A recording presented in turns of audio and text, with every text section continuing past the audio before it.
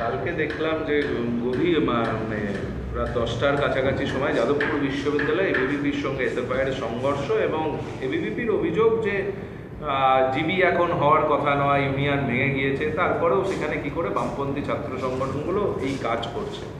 তারপরে অরবিন্দ ভবনের সঙ্গে সামনে প্রায় তাণ্ডবের ছবি, আজকেও দুপক্ষই মিছিল করে। দেখুন, একটা বিষয়, গতকাল যাদবপুরে রাত্রিবেলাতে যে ঘটনা ঘটানো হয়েছে, এবিভিপির নাম করে কিছু বহিরাগত বিজেপি গুন্ডা তারা যাদবপুরে গিয়ে তাণ্ডব চালিয়েছে। আমি আপনাদের অনেক ভিডিও দেখাতে পারবো যা আমার কাছে আছে, যেটা ছাত্র নামধারী কিছু গুন্ডা যাদবপুর ইউনিভার্সিটিতে তাণ্ডব চালিয়েছে। ওখানে ছাত্র সংঘর্ষ বলে যেটা বিধায়িকা বলার চেষ্টা করছেন, সংবাদ মাধ্যমে বলার চেষ্টা করছেন বিধায়িকা, সেটা কখনোই ছাত্র সংঘর্ষ না। এটা বিজেপির প্ল্যান যাদবপুর ইউনিভার্সিটি দখল করতে হবে, এবিভিপির প্ল্যান যাদবপুর ইউনিভার্সিটি দখল করতে হবে। এটা ওনাদের বহুদিনের টার্গেট। সেই টার্গেটকে যখন গণতান্ত্রিকভাবে তারা সফল হচ্ছে না ওখানে সংগঠন গড়ে তোলার জন্যে, তখন এইরকমভাবে একটা ভ্যান্ডালিজম তৈরি করে যাদবপুর ইউনিভার্সিটির মতো এক্সেলেন্ট ইউনিভার্সিটিকে তারা বদনাম করতে চাইছে, এবং এমনভাবে দেখাতে চাইছে যে যাদবপুর ইউনিভার্সিটিতে বামেরা এই ধরনের গুন্ডামো বা এই ধরনের অনিয়ম করছে। কিন্তু এটা সর্বৈব মিথ্যা। কারণ যদি আমরা ভারতবর্ষের শিক্ষা র্যাঙ্কিংয়ে ইউনিভার্সিটিগুলোর তালিকা দেখি, তাহলে 1 থেকে 10-এর মধ্যে যাদবপুর ইউনিভার্সিটি আছে। কিন্তু আসলে উদ্দেশ্যটা হতো যে যাদবপুর ইউনিভার্সিটিকে বদনাম করা এবং তার সাথে সাথে বামেদের বদনাম করা। ওখানে এবিভিপির কোনো সংগঠন নেই।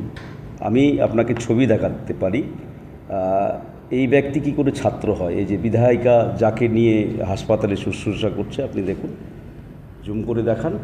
এই ব্যক্তি যদি ছাত্র হিসাবে গণ্য হয় এবং এবিভিপির নেতা হয়, তাহলে সেটা সবথেকে বড় দুঃখের হবে। আসলে বিষয়টা এরকম না।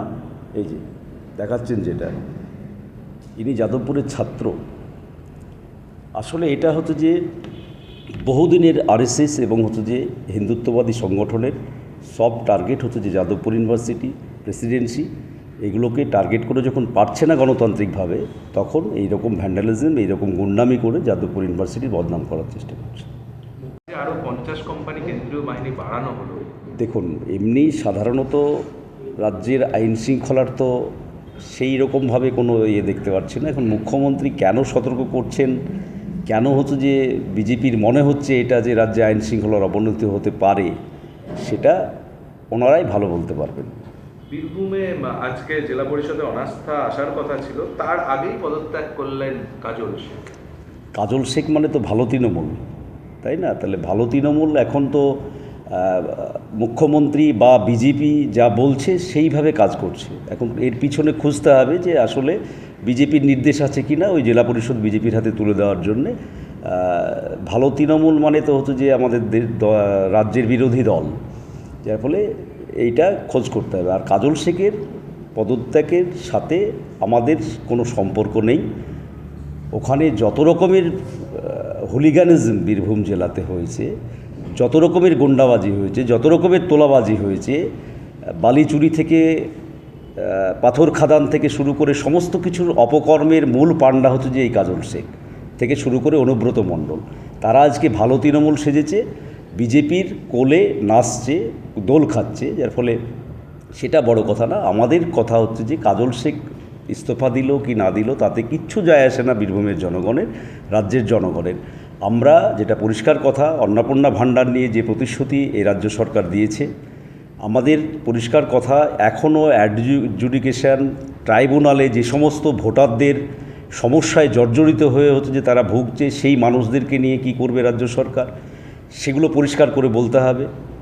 অন্নপূর্ণা ভাণ্ডার নিয়ে যে 12 রকমের ফতুয়া আজকে 3 মাসের মধ্যে, তাতে যে সাধারণ মহিলাদের হয়রানি, সেটা নিয়ে পরিষ্কার একটা স্ট্যান্ড নিতে হবে।